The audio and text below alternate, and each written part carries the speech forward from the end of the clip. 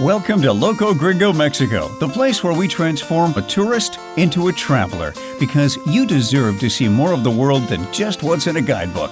Each week, we talk with amazing locals who know the Riviera Maya and Yucatan like only a local can, and get them to share their tips and insights on the local scene, culture, and cuisine from a local's perspective. So, pour yourself a margarita, grab a comfy chair, and let's get the show going. Hi, this is Kate, Loco Gringo. You know, one of the best things you can do to get involved with the area while you're here on vacation or in your travels is to talk to the locals, whether that's your dive master or instructor, to go out with one of your tour guides, or perhaps somebody you meet at the restaurant. Strike up a conversation and you're going to learn a lot of interesting things about these people. We've got a great group of characters down here, and I got to tell you, today's one of those days. You're going to meet one of the brightest and funniest characters we have here in the Riviera Maya.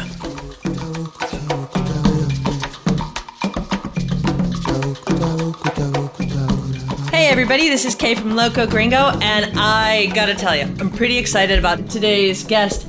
And he has been, his family goes way back into the days before the Riviera Maya was the Riviera Maya. So let me introduce you to my friend, Captain Quickie. Hey Quickie, how are ya? Hey Kay, how you doing? I'm doing great. Hey Quickie, I gotta ask you this. How did you come up with the name Quickie? Well, that's funny. I didn't earn the name because I've been called Quickie since the day I was born. My birth name is Eugene Cuitláhuac Romero. And Cuitláhuac is a Aztec name. It was the next to the last Aztec emperor. It's a tongue twister for most Mexicans. It's almost impossible for Americans to say. So I had an aunt by marriage who was American. She said, this kid's not going to grow up to be a Eugene. I don't think I look like a Eugene. She said, I can't pronounce that. So she goes, he was born us. He was probably the result of one, and we're going to nickname him Quickie. I was 7 years old when I realized Quickie wasn't my name. I was 11 years old the first time I could pronounce my name. And when I was 15 years old, I found out that my name meant dry excrement. So go figure. Now, there is quite the story for a nickname, I gotta say, Quickie. So, you know what's great? We'll probably run a little long today because you've got such a great history. So, you're born in Southern California. Your parents were Don Lalo and Jeannie. Now, Don Lalo, I want to just clarify for everybody who's listening, is for a lot of people who know the restaurant Oscar y Lalo, Quickie's dad is Lalo. Am I right? That's correct. That's correct. And I knew your dad, and God rest his soul. I knew your dad back in the day when I used to go to the restaurant and everything. And Oscar is also a family member, yes? Oscar's my uncle, Uncle Oscar, who is one of the pioneers of the area. When Don Pablo Bush came to the area over 52 years ago and fell in love with the area, he felt compelled to help promote it, and he invited 16 friends down to help develop it, and two of those friends were my uncles. It was Uncle Oscar and my Uncle Marcos, who then pulled in Roman Rivera Torres, as well as their other brother Carlos, who was the engineer that put everything together. So yes, they were the pioneers that had the privilege of being invited by Don Pablo Bush to the area so long ago. Now, and just for clarification, Uncle Oscar is also the same Uncle Oscar that's involved with Xcaret, Ixelha. Yes, Xcaret Group, which is Xcaret, Explore, Xelha, Xochimilco. They're opening up a new park soon called Sensations that I'm very excited to hear about. And let me ask you this. Do you know where that park's going to be located? It's going to be a secret. Oh, man, that was a great comeback. I got to say. I know. I'm kind of watching when that's going to open and all. So, all right. So, and the Romero goes back to the Romero house? No. My mother's a Romero, but has nothing to do with the Romero house. Don Pablo Bush Romero and my mother had no relationship. It's just coincidental that we had the same last name. Okay. I wasn't sure. I had to check there. So I've been asked the question often. Oh, okay. Yeah, you were pretty quick on that answer. So, born in Southern California, what year did you come back? You were raised in Chimuel. We moved to Mexico in 1982. I finished elementary school and junior high here in Mexico. And then I moved back to California, did high school. My parents had split at this point. My mom really didn't care for it here because the mosquitoes really loved her. So when I took a sabbatical, helped my dad out with the business for a year in Chamoyil, which is where his original restaurant was. And when I decided it was time to go back to college, I chose to go to Mexico City. So there was no favoritism. I was smack down in the middle, and I could visit my mom or my dad on vacations, but there was no favoritism. I first started out idealistically studying biology in the National University because I was passionate about the environment, and eventually switched my career and majored in economics because, I just felt that I had more of a business sense. And one of the things that, having grown up in the area and the privilege of being on boats and big boats for that matter, I felt that I really needed to be very wealthy if I wanted to have big boats. So we'll get into that a little later. Yeah, for sure. So then if I understand you properly, if I got the history straight, you then you became a stockbroker in New York? I did what any right-minded unemployed economist would do that didn't have much options. I got a one-way ticket to New York City with $20 in my pocket, but I did have an American Express card. There you go. I started working in restaurants because it was what my background was, service, while I studied and studied to take the Series 7 exam, which is a general securities exam. Eventually, I did pass the exam, and I was hired by Prudential Securities, and I was a stockbroker. I believe it was, I can't remember what years it was, but I was a stockbroker for a blizzard of 96. So it was 96 through 99, I believe. I was a stockbroker with Prudential Securities. Eventually, the Chinese wall between banking, insurance, and investments came down. And I was headhunted by AXA Advisors, which is one of the largest financial institutions in the world. And I started doing fee-based financial planning with them out of Southern California. Wow. Very interesting. And then you were into real estate. And you know what? I saw also on the notes you sent me is that you were a mortgage broker. And I used to be a mortgage broker as well in a previous life. You know what? Again, I wanted big boats. I thought I needed big bucks. Yes, I was a real estate agent and mortgage broker. I went completely independent. I would work from home, and I got the privilege. Again, very lucky. I rode the market right up until 2005. But even though I really enjoyed what I was doing in that industry. I mean, I was helping families realize their dreams. I came to realize I wasn't living my dream. Which was to come back to the Riviera Maya and enjoy the beauty that this place has to offer. The nature, the ocean, I love fishing. I love being in the ocean. I love scuba diving. My dad taught us how to scuba dive. I was 9 years old the first time I dove. It was a cenote dive. Wow. I'm lucky. About when I was 11, I saved up all my tips one summer. I'm getting goosebumps talking about this. Because I told my dad I wanted to get certified. He goes, certified? I taught you don't need to get certified. So I spoke to Mike Madden, who said, Quickie, I'll charge you $200 to get you certified. So one day, Oscar, my uncle, sees me in Aventuras Acuman. Mijo, what are you doing here? I'm getting certified. Is your dad paying for this? He goes, no, I had to pay for it myself. Oscar said, where'd you get the money? I said, well, I saved up my tips. So Oscar said, Mijo, whichever studies you want to do, I'll pay for half. I jumped on that. I got my open water, my advanced open water, and my rescue diver before the age of 14. Don't tell anybody, but Mike lied and said I was 2 years older than I was supposed to be. That's okay. Your secret's safe with me. I know your real age now, so I won't add on those extra years. So yeah, and I love scuba diving. I love fishing. I love this whole area. So I decided in 2005, what are you doing in LA? I sold everything. I moved back to the area, and I started helping with the family business, which was the restaurant at this point was no longer in Chamoyil. It was in Solomon Bay.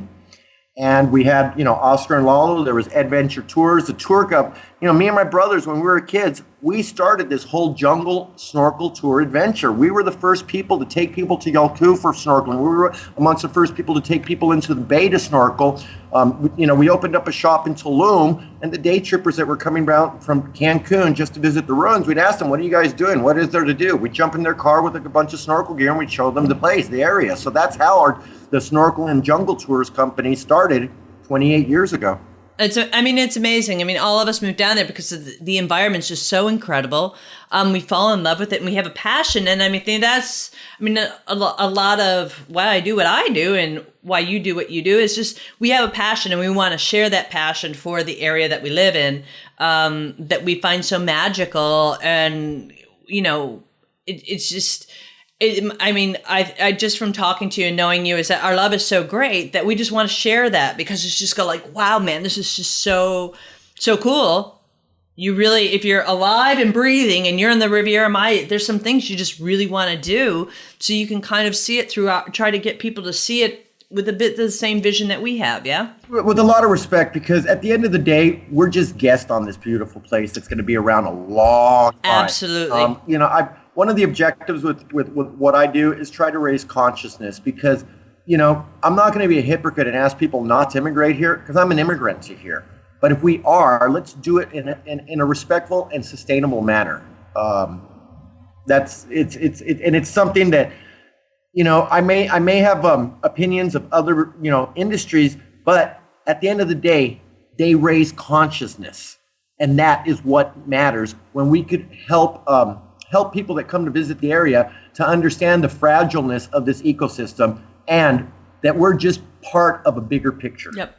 No, I understand. So let me ask you, the dream of big boats and you love to scuba dive and everything. So obviously I know you're not running a dive shop. I know you're not blowing bubbles for a living. So how did you realize your dream of boats and how did you wind up being Captain Quickie and sailing all these great boats out there? I love scuba diving so much that I had an uncle that had a heart attack scuba diving. And even though we managed to keep him alive, and he's still with us today.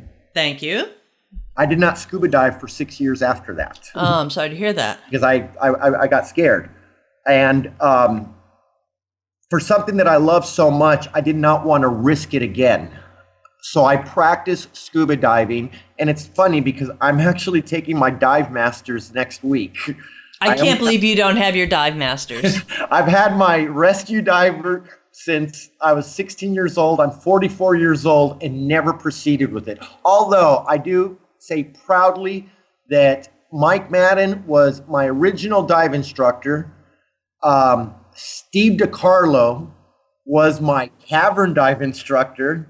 And I will be taking my full cave with Steve Gerard. Parker was supposed to be my dive instructor, but we all know what happened there. So I'm very proud of my resume and who my instructors have been in the past. I consider it a privilege because, as you're aware, Kay, these are the guys that actually wrote the rules on cave diving. A lot of it.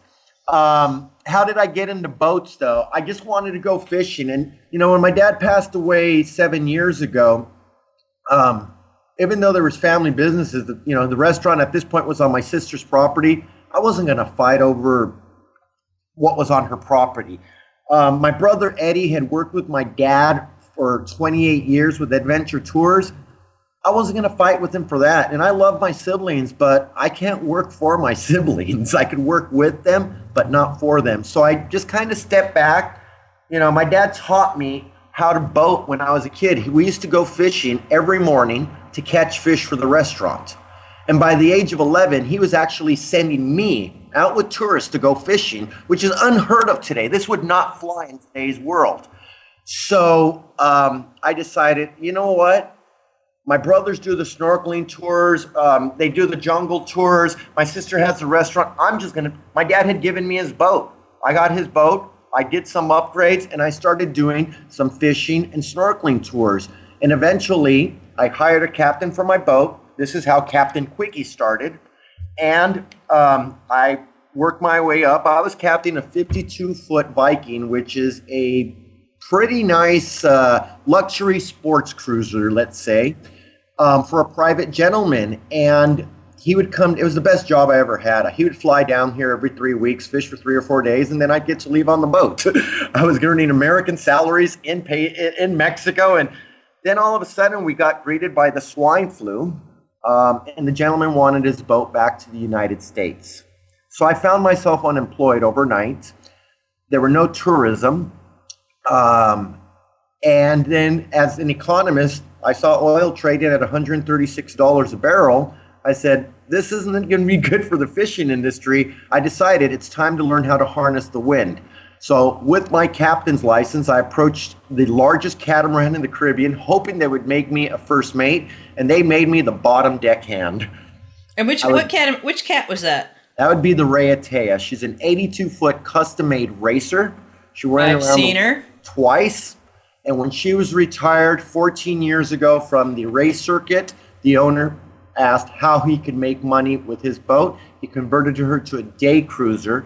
And that's the only boat that leaves PortAventuras that has the ability to get down to Tulum and back in the same day because she's such a fast boat. Oh, awesome. No, I've seen her. She's a beautiful boat. Maybe this low season or something, I can stow away on one of your trips and check it out myself. It looks great, though. I see it all the time. I'm always thinking about the best day to invite you. Hopefully we'll get the Dolphins to come by to see us. Marty, I don't know if you remember Marty, but whenever Marty was with us, the Dolphins would always come to say hi. Swimming off the boat. It's great to hear that there's still dolphins out there that are free and swimming, and we're not going to go there. That's a whole nother conversation. That is not going to go anywhere. It's not going to solve any problems today. But no, I would love to go out with you, Quickie, on that ship because it's just beautiful. So, but you sail on lots of ships now. You get to captain a few of them, right? We went out on what? The Catamaran was the one we went out on recently. Recently, we went out. See, as an economist, because I may be an environmentalist, but I'm still an economist, and I see resources that aren't being used to their best potential. So I approach what in the normal world people would consider my competition. The Riviera is owned by my competition. The Catamaran is owned by my competition. I approach them and propose something different, and I rent the whole boats from them, and I do something different. And it took them a while to understand where I was coming from. Today, I have the privilege of working with the Catamaran, the Riviera. I have several boats licensed through my Naviera, such as the Blue Moon, which is the boat that I captain. It's a 40-foot express cruiser. Not my best choice, but it's a motor yacht. It's not my first choice. And I've got a 52-foot Hatteras license under us. We also work with the Consentida, which is a luxury cruising yacht. I did have the privilege of being invited and to a crossing. I did a boat delivery of a 50-foot Morgan, which is a monohull sailboat, brought her from Louisiana. And the moment we hit ground, hit the dock, because we didn't ground out. We never had an incident with that boat. The owner fired the captain that he had hired and offered me the job. And I had the privilege to be the captain of that private boat for 2 years. And since then, I've been able to deliver boats to Rio Dulce, Guatemala, bring boats up from Rio Dulce, Guatemala. Oh, I always wanted to go there. Oh my God, if you get the chance to go there, go, okay? I'm getting goosebumps. Rio Dulce, Guatemala reminds me of here 35 years ago. Wow. I mean, I'm getting goosebumps. If you could see this, it is. As soon as we pulled in there, I started crying, and it's funny because I missed the first class bus that come back, and it was my girlfriend's birthday at the time. She was my girlfriend, and I told her that I wasn't going to make it back because I missed the bus by like 15 minutes. So I ended up taking one of these chicken buses, standing room only, just to surprise her. And, this is 8 years ago. So I was 36 years old. And a gentleman taps on my shoulder and offers me his seat. And he's about my age. And I'm going, dude, why are you offering me a seat? He goes, but you're a tourist visiting my country. Please have a seat. That is what I mean, the heart of the people in Guatemala, it reminded me of the humbleness and the gratitude that the people have in this area that I remember from 35 years ago. Well, it's funny that you should bring that up, because part of what the mission is on why we're doing these podcasts and everything is to bring a personal experience to the people who are coming here, yeah? So that when they come here, they can experience the Riviera Maya a little bit deeper than just a typical tourist. They know about Captain Quickie, they know about me, or they know about, I've talked to a lot of great people in Cancun and everything, and people in Yucatan and Merida and things, is to just put voices and stories that are there, because it's our stories and our experiences that help build what we are, and to extend that type of hospitality like you had in Guatemala, is to extend that hospitality, is that we have that here. You get beyond the resort level, those big resorts, and all due respect, I mean, I'm not dissing them, but to step out and to see not only are there people like you and I, but there are people all over that have great stories, and the local people who want to extend the hospitality and the welcome and say, here, have our seat, because you're a guest in our country. One of my favorite places in the whole peninsula, and I've been to 70% of the ruins that are known in the country, because I have an uncle who's a social anthropologist that's been taking me to ruins since I was 5 years old. Ekbalam. Ekbalam. Really? It is one of the most untouched, unscathed, and well-preserved, and one of the last ones in the area we could climb. But I mention it not because of the actual ruins, but as soon as you pull out of the ruins, there's a detour, 1 kilometer, Ekbalam town. And very little people pull into I didn't know there was a town there. It's a small little sign, Ekbalam, 1 kilometer. And one day, about 7 years ago, we said, let's go down that town. And we met a lady by the name of Tomasa, who chased our truck down with her bicycle and said, what are you looking for? And I said, we're looking for a cenote. And she started sending us to the one that all the tourists go to. And I said, no, we're looking for one. Oh, she jumped in our car. We drove for about an hour and a half. Ended up on some ranch where there were donkeys and cows and whatnot. And she went and spoke to the gentleman, and we hiked into the jungle. And she showed us a beautiful, gorgeous virgin cenote.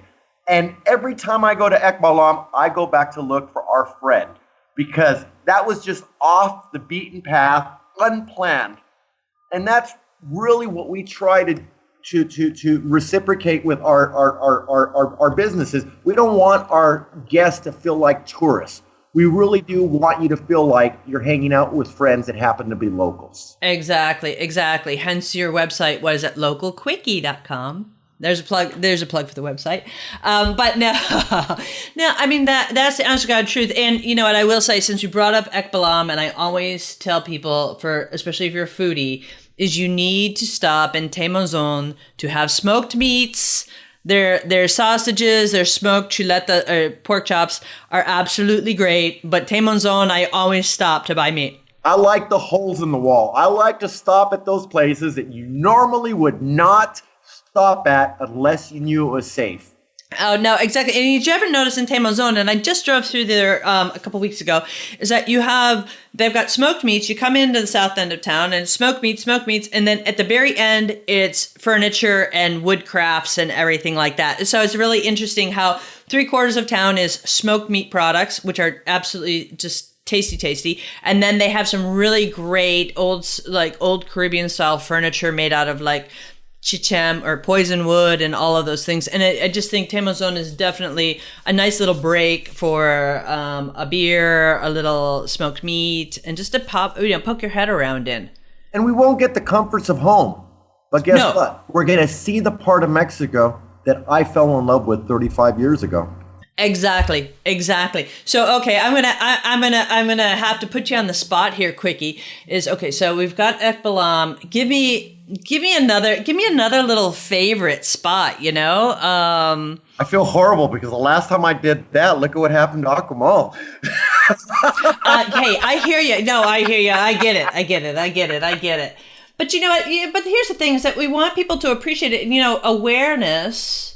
Awareness with the right people is that maybe it helps with preservation. I mean, where would we be if we hadn't stumbled upon the places we've stumbled upon?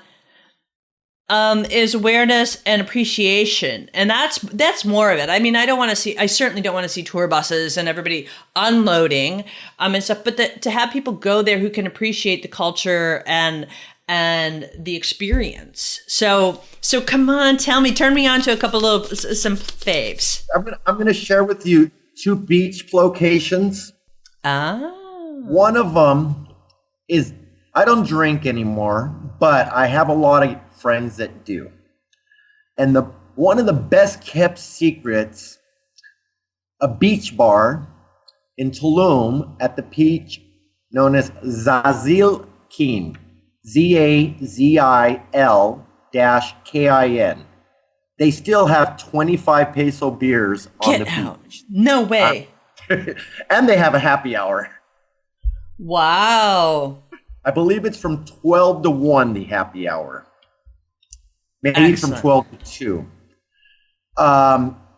And when you walk on that beach, they preserve their sand dunes. Kick off your sandals. You're going to get the best pedicure you've ever had. They've still got the beaches that most of the whole state had when I first got here, before the erosion started.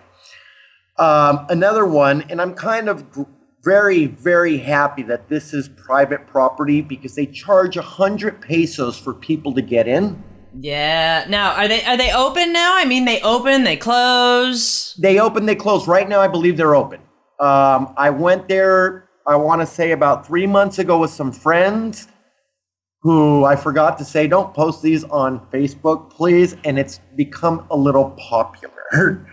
But I'm glad some people object to the 100 peso price that they charge to get in because it's still being preserved. It's one of the most beautiful places that I could think of.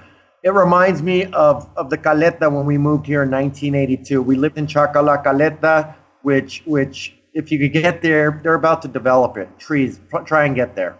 Now, Caleta Tanca is beautiful. I remember. Now, did you know, and I always love the history of Quintana Roo and the Yucatan, is that Tanca actually used to be a cocal, where they used, and there was, all right, so little bit of trivia.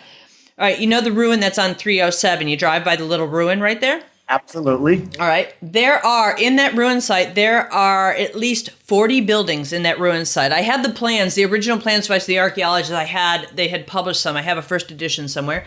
But there are 40 buildings in that ruin site. Now, after Hurricane Roxanne, we took our machetes, Gary and I, and we're chopping through the jungle, got to see some of them. There's still some original paint. Oh, this is really cool. I went with a very good friend. I don't know if you ever met Jim Koch. Of course. Of course, Jim's a fabulous cave explorer. He's one of the other grandfathers. Exactly. And so Jim's family to me, and he said, we're gonna go look. We're drive caving, and we went. And there's a cenote on the grounds of that ruin site, and literally, there's the story of the paddler twins that they would the Mayan folklore, the paddler twins who would paddle in the underground world. And, so you go, yeah. Well, in this one cenote we found, this one cave, if you came up out of the water, there were carvings, there were glyphs of smiley faces on the facade of the steps. So if you were to walk out of the water, there were smiley faces going up on these steps. And in this cave, there was a stela right there. Absolutely cool. That's gorgeous. Now, if you tell me, I could never find it. If you ask me, hey, Kay, let's go look at it, I won't be able to hook you up because I cannot. I have a general idea, and in the end, we'll just wind up with chichem or something like that. And chichem, for anybody who's listening, is like poison ivy, but a lot worse. So no, but that's it. And tanka also, when it was a cocal, a coconut plant. So what they would do. So they would take those coconuts and cut them in half, let the coconuts dry in the sun so the meat would come out of the shell, and they would bag up that coconut meat and ship it out. And there used to be a single gauge railroad that went from Tanca out, that went out towards the state of Yucatan. Did not know that. Actually, if you ever pass by the house, we have a map. I have a map of where all the single gauge railroads ran. I'd love to see that. I've been here for so long, and it's funny because somebody introduced me to a back door into the biosphere about 7 years ago, where we get to avoid that horrible road to Punta Allen. Yeah. And I stated then, after 28 years, I thought it was impossible, but I fell in love with the state all over again. Because I have a theory in life, if I'm not learning, I've hit my wall. And today I learned something else. I'm very, very, very grateful because I never heard about this single gauge railroad, and I'd love to see those maps. You know what, the other one, and you can still see the tracks. The last time I went, if you go down towards Carrillo Puerto, there is a dirt road that goes to Vigia Chico. Yeah, which is, okay. If you take that dirt road all the way down, at the lighthouse, you'll see there's an old engine there. Yeah. Yes. An old engine and single gauge track there. And there used to be a track that ran, and so that track went from Vigia Chico to Carrillo Puerto. I always wondered what those because I went there. I mean, I remember a friend of mine and I we were just exploring one day, and it's funny because we saw that stuff and we're like, what is this stuff doing here? So the answers come 12 years later. Well, and also the fact that there was a marine channel, so they could come in or get, if things were coming up from Belize and Central America or the Caribbean, they could come into that spot there and bring ships in for merchant ships, get close enough, and then they could ferry that stuff across over to Vigia Chico, put it on the train. Was this all going to El Cuyo for shipping internationally? No, it wasn't. A lot of the stuff was going into the state of Yucatan to Merida and Valladolid, and that. So yeah, just a wee bit of trivia. So I'm sorry, I didn't mean to digress, but I love, it's like you get us together and we all know our stories and bits and pieces of history. It's exciting. So you said you had 2 beach things. So Zasil Keen, which I gotta go check out. I love a 25 peso beer. What's the other one? Tell me. Tanca Caleta. And you got one more for me, babe? Give me that. What's the... My cenote. My cenote is that the name of it? My cenote? I don't think so. Not yet. No, Garden of Eden. Jardín de Eden. It's also referred to as Ponderosa. Yeah, I explored in there. I remember the old days. It's gorgeous there. It's not by coincidence. They call it the Garden of Eden. My youngest daughter's name is Eden, and we did baptize her there. Oh, cool. The owners happen to be my compadres. They're the godfather of my oldest daughter. And for their religious purposes, they can't do business on Saturdays. So I have the privilege of enjoying that cenote on many of Saturdays. Ooh. I'll invite you. So are the cenotes closed on Saturday? That particular one is closed on Saturday. Wow, I didn't know that. You know what? A little bit of other old day trivia is that when Gary and I explored there with Steve Gerard way back when, and we used to pay to go in with a Coke or a package of cookies. Back in the day, I remember paying 15 pesos to get into Escaret. Yeah, actually, Shell High would pay 10 pesos and the government owned it, yeah? Yes, I remember those days. Oh, Matt, we're dating ourselves now, Quickie, but we both look really good. We used to work 3 days a week so we could rest 4. Oh, I think I needed a job like yours because I always remember working 6 and 7, but that's okay. So you recently got married, and I'm gonna pick your brain because I got the advantage here. You have married, you've got 2 great kids. So if you had to give a tip for families, people who are traveling with their little kids, you got a tip for them? Wow. Look, me and my wife, we travel about every 4 years. Every 3 years we go to England. And bring a double stroller if you have more than one child. And wow, bring your own car seat because they're not very common. If you could get a stroller that has a double on a car seat. My daughters, last time we traveled, one of them was newborn, whereas the other one was first taking her first steps. So I don't know. Wow, tips. Traveling with children. You know what? Here's my tip on traveling with children. Avoid the big resorts, avoid Playa, and avoid Cancun. Look at Akumal, look at PortAventuras. Family friendly, closed environments. This is a place where I trust that my daughters will be safe and I'll be able to find them if needed. Oh, good point. And other families are coming with their children. I've seen kids that I've known since they were 5 years old that are now getting married to kids that they've met here as kids. Oh, that's cool. Hey, we know kids who were kids with us when we were kids that are getting married or have been married and have their own kids. Yeah. But they met on vacation, and that's adorable. So that's super. That's super.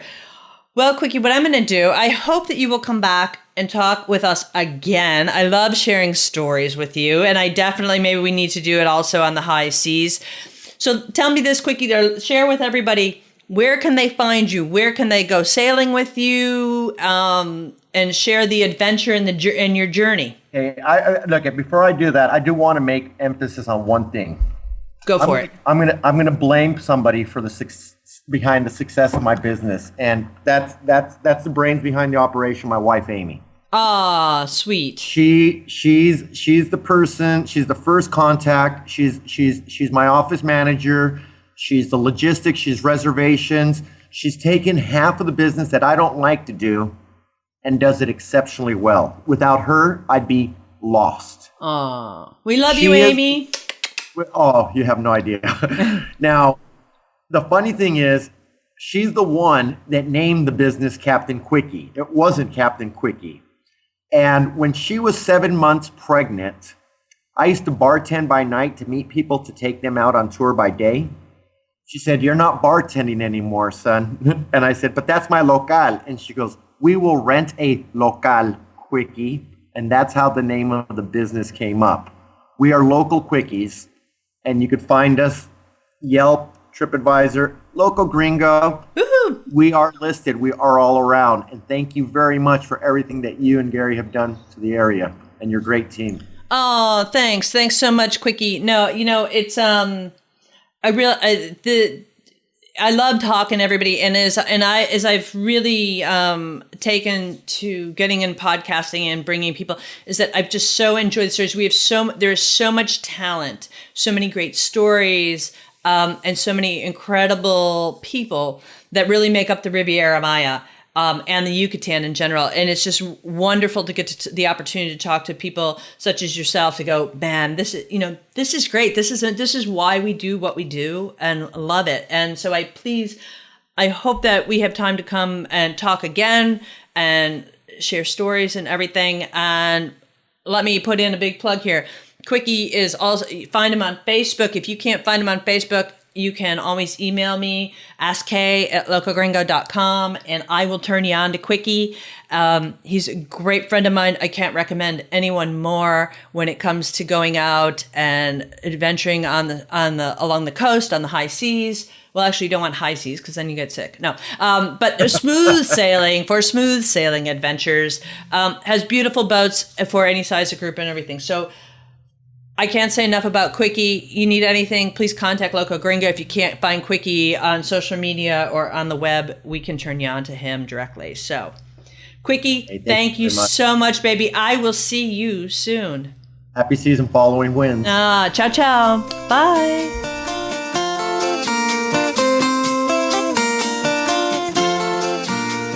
Thanks for joining us today. I hope you had as much fun as I did talking to my friend Quickie. If you have questions or want to find out more about the Riviera Maya and the Yucatan Peninsula, visit our website, locogringo.com. And in the meantime, be safe, take care, and hasta la vista. Thanks for listening. If you like the show, be sure to subscribe. For links, show notes, and more information, head on over to locogringo.com or give us a call toll-free at 800-478-0081.